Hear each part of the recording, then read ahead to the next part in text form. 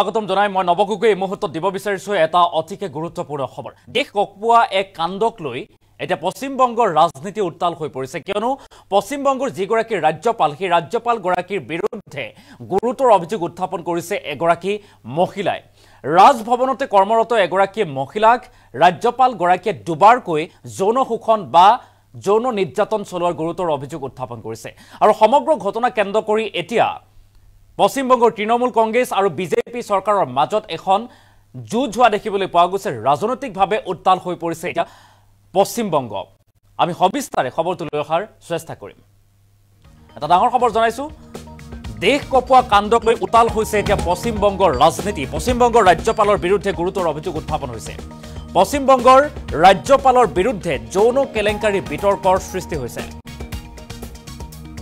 আৰু ৰাজভৱনতে কৰ্মৰত এগৰাকী মহিলাৰ শ্লীলতা হানিৰো অভিযোগ উত্থাপন হৈছে মহিলাগৰাকীয়ে এই গুৰুতৰ অভিযোগ উত্থাপন কৰিছে আৰু পদোন্নতি দিয়াৰ প্ৰলোভনত মহিলা কৰ্মচাৰীক যৌন শোষণ কৰাৰ গুৰুতৰ অভিযোগ আৰু অৱশ্যে বংগৰ ৰাজ্যপাল চি.ভি. আনন্দ বসুৱে অস্বীকাৰ কৰিছে এই অভিযোগ আৰু সমগ্ৰ কাণ্ডক এতিয়া নিৰ্বাচনী ইস্যু কৰি লৈছে তৃণমূল কংগ্ৰেছে আক্ৰমণ কৰা দেখিবলৈ পোৱা গৈছে বিজেপিক কেন্দ্ৰীয় চৰকাৰৰ সমালোচনাৰ লক্ষ্য কৰি লৈছে এতিয়া মুখ্যমন্ত্ৰী মমতা বেনাৰ্জীয়ে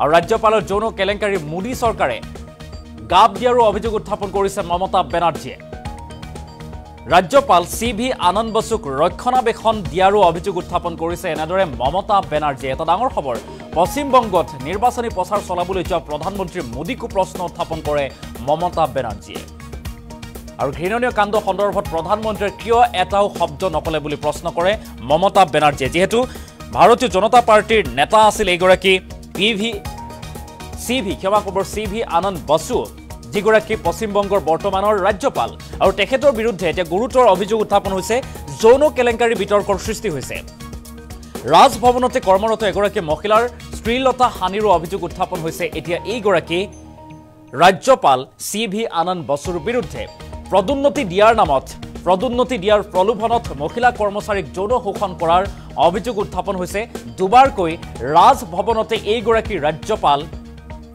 চি.ভি. আনন্দ বসুৱে মহিলাগৰাকীক ৰাজভৱনত কৰ্মৰত মহিলাগৰাকীক শোষণ কৰাৰ গুৰুতৰ অভিযোগ উত্থাপন হৈছে এটা ডাঙৰ খবৰ পদোন্নতি দিয়াৰ প্ৰলোভনত এই কাণ্ড কৰাৰ ভয়ংকৰ অভিযোগ আৰু এই অভিযোগ ইতিমধ্যে যিহেতু খণ্ডন কৰিছে অস্বীকাৰ কৰিছে ৰাজ্যপাল চি.ভি. আনন্দ বসুৱে আৰু তথাপিও সমগ্ৰ ঘটনা কেন্দ্ৰ কৰি এতিয়া চাঞ্চল্যৰ সৃষ্টি হৈছে পশ্চিমবংগৰ ৰাজনীতি উত্তাল হৈ পৰিছে লগতে মমতা বেনাৰ্জীয়ে বিজেপি চৰকাৰক কঠোৰ ভাষাৰে সমালোচনা কৰিছে আৰু বিজেপিয়ে এগৰাকী নেতা তথাপি এইগৰাকী পশ্চিমবংগৰ ৰাজ্যপাল চি.ভি. আনন্দ বসু আৰু তেখেতৰ বিৰুদ্ধে এই গুৰুতৰ অভিযোগ বৰ্তমান ৰাজ্যপাল চি.ভি. আনন্দ বসুক ৰক্ষণাবেক্ষণ দিয়াৰো অভিযোগ উত্থাপন কৰিছে মমতা বেনাৰ্জীয়ে ডাঙৰ খবৰ এটা অতিকে গুৰুত্বপূৰ্ণ খবৰ যে মহিলাৰ সৈতে ভয়ংকৰ কাণ্ড ৰাজ্যপালৰ এই গুৰুতৰ অভিযোগ এগৰাকী মহিলাক ৰাজভৱনত কৰ্মৰত মহিলাক যৌন শোষণ কৰাৰ গুৰুতৰ অভিযোগ উত্থাপন হৈছে এইগৰাকী পশ্চিমবংগৰ ৰাজ্যপাল চি.ভি. আনন্দ বসুৰ বিৰুদ্ধে মহিলাগৰাকীৰ ভাষ্য আছে মহিলাগৰাকীয়ে টেলিফোনিক বাৰ্তা হিচাপে বা অন কেমেৰা মহিলাগৰাকীয়ে কি কৈছিল সেই ভুক্তভোগী মহিলাগৰাকীৰ অভিযোগ আছে আমি সেই মন্তব্য এই মুহূৰ্তত আগবঢ়াৰ চেষ্টা কৰিম আমার ব্যবহারে আশা করি বুঝতে পেরেছেন আপনি তারপরে তাহলে আজকে কেন বলে আমাকে এটা তারপর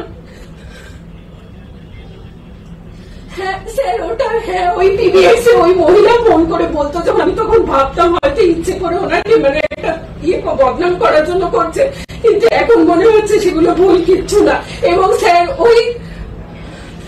ওই কাদম্বরীর ফোন করতো বলে সেটা নিয়েও একদিন এসে আমাকে মানে রাজপুত স্যার ওএসডি তিনি বলছেন যে মানে উনি কি বলেন কি ওনাকে কোনোভাবে কোনো এন্টারটেইন করা যাবে না এবং উনি যে ফোন করে আমাদেরকে বিরক্ত করেন ওনার এগেনস্টে আমরা যেন গভর্নরকে লেটার দিই যদিও আমার সময় ফোনটা কোনোদিন আসেনি বাকি যাদের সময় এসেছে আমি তাদের মুখ থেকে শুনেছি যে ওই মহিলার ফোন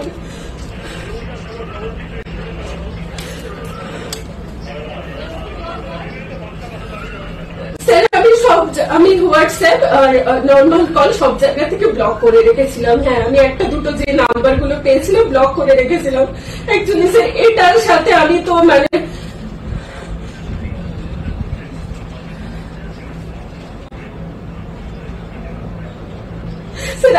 আমি যদি না প্রতিবাদ করি দিন করুন আবার একটা মেয়ের সাথে এই জিনিস করবেন। আর আমি কন্ট্রাকচুয়াল স্টাফ বলে আমি চাকরি হারানোর ভয় কতদিন মুখ বন্ধ করে থাকবো।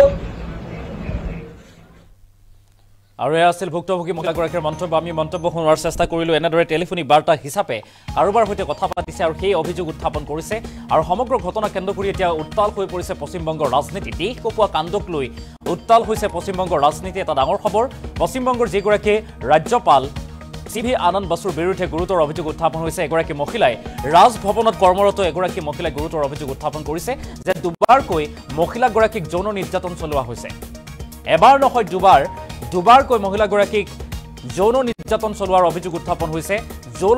যৌন কেলেংকাৰীৰ গোচৰত এতিয়া অভিযোগত অভিযুক্ত হৈছে এগৰাকী খোদ স্বয়ং পশ্চিমবংগৰ ৰাজ্যপাল CV আনন্দ বসু। ইতিমধ্যে তেখেতে অস্বীকাৰ কৰিছে মহিলাগৰাকীৰ এই অভিযোগ। তথাপি পশ্চিমবংগৰ ৰাজনীতিত এতিয়া উত্তাল হৈছে।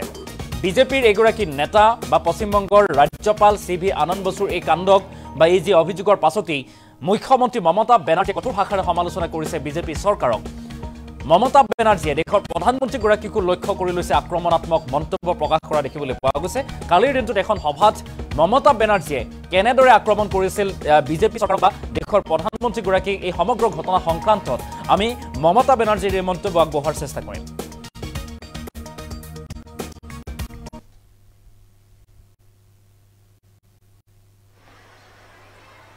সন্দেশখালি নিয়ে সন্দেশ দিয়ে বেড়াচ্ছেন। আমি সন্দেশখালিতে এমন কোনো ঘটনা ঘটতে দিইনি। ওদের জমি জমা নিয়ে কিছু প্রবলেম ছিল, আমরাই অফিসার পাঠিয়ে সেগুলোকে সলভ করে দিয়েছি। আর আপনি কি করছেন? গতকালও একটা ছোট্ট মেয়ে রাজভবনে চাকরি করত PBX-এ, তার সাথে কি ব্যবহার করেছেন মাননীয় রাজ্যপাল মহাশয়? আপনি আমায় কালকেও বলে পাঠিয়েছেন আমার মন্ত্রী কেন আপনাকে সব বলেছে। শুনে রাখুন, আমার কাছে একটা নয় হাজারটা ঘটনা এসছে, কিন্তু আমি কোনোদিন কোনো কথা বলিনি। কিন্তু কালকে মেয়েটির কান্না আমার হৃদয় বিদারণ হয়েছে। সন্দেশখালি বলবার আগে রাজ্যপাল কেন কাজের মেয়েকে কেন তার ঘরে কাজ করে বলে মেদিনীপুর পূর্বের একটি মেয়েকে একবার নয় পরপর দুবার মলেস্টেশন করেছেন। আমি তো তার কান্না দেখলাম, আমার কাছে ভিডিও এসছে, আমি পুরো মন দিয়ে দেখেছি। সেখানেই তো আপনি কাছে গেলেন, কই একটা কথা মুখ দিয়ে তো বললেন না। আপনার লোকজনেরও তো তখন ছিল, যখন মেয়েটা কেঁদে বেরোচ্ছিল, বলেছে আর আমি রাজভবনে চাকরি করতে যাব না, ভয় পাচ্ছে কখন যখন তখন ডেকে খারাপ ব্যবহার করবে, অসম্মান করবে। আর আপনি মা বোনেদের নিয়ে কথা বলেন, আপনার লজ্জা নেই? আপনার তো দাঁতের পাটিটাই খুলে যাওয়া উচিত মিথ্যে কথা বলার জন্য। সন্দেশখালি নিয়ে সন্দেশ দিয়ে বেড়াচ্ছেন। আমি সন্দেশখালিতে এমন কোনো ঘটনা ঘটতে দিইনি। ওদের জমি জমা নিয়ে কিছু প্রবলেম ছিল, আমরাই অফিসার পাঠিয়ে সেগুলোকে সলভ করে দিয়েছি।